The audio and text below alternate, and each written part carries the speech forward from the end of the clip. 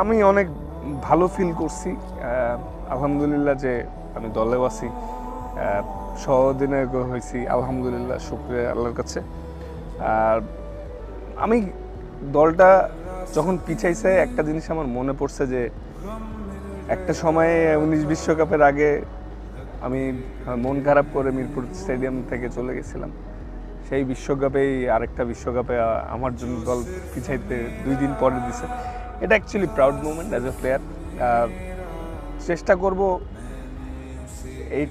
এই সম্মানটার ভ্যালু দেওয়ার চেষ্টা করব। আসলে বাংলাদেশ দলে মানে সবসময় প্রত্যেকটা সিরিজেই বা যখনই বারবার সুযোগ পাই অন্যরকম একটা ফিল হয়। আসলে দেশের জন্য খেলার মানে অন্যরকম একটা প্রাইড ফিলিংস, এটা আসলে এক্সপ্লেন করা ডিফিকাল্ট আমার জন্য।